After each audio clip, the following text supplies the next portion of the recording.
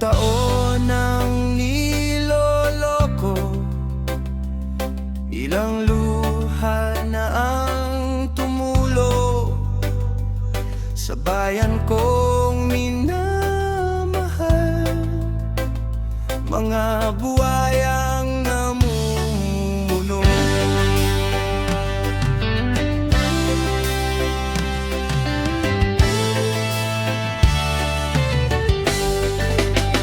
sa umaga pa lang pila na ang tao, naghahanap ng trabaho para may pangkain lang sa lamesa.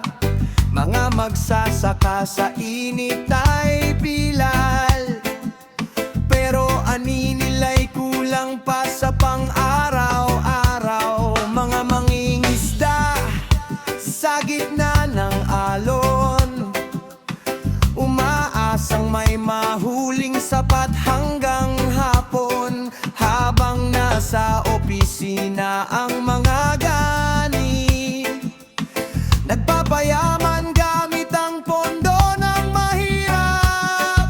Kalsadang sira, di matapos-tapos, proyektong milyon daw pero puro gas-gas. Mga tulay na bumabagsak agad, habang bulsa nila'y punong-puno na't lumalapad. Sa balita, puro pangako at drama, kunwari para raw sa masa. Pero sa likod ng kamera't ilaw, ang kaban ng bayan ay tahimik na ninanakaw. Bawat buwis naming pinagpaguran, pinupuno lang mga pribadong lagayan, habang ordinaryong mamamayan laging gutom at walang kalaban-laban.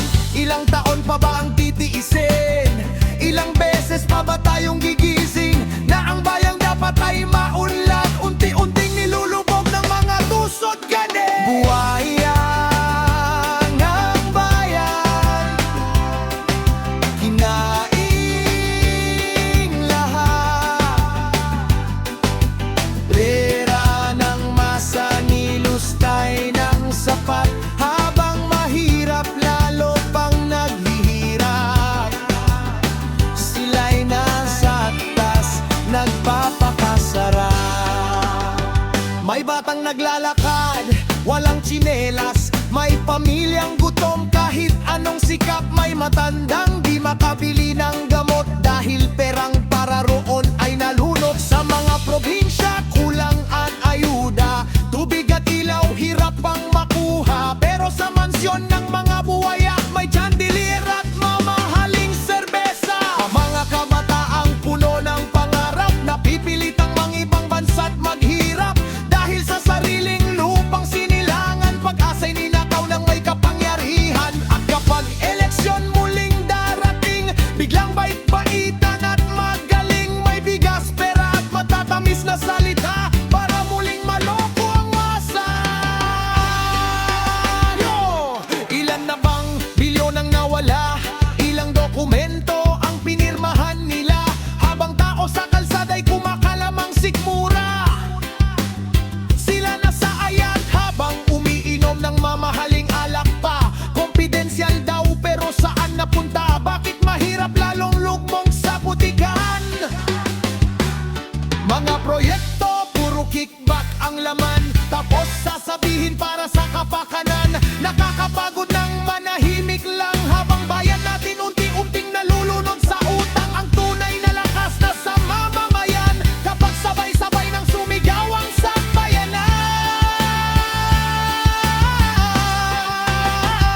Hindi habang buhay sila ang hari, hindi habang buhay tayo'y api. Kapag nagising ang natutulog na tinig, mga buwaya'y manginginig. Walang yaman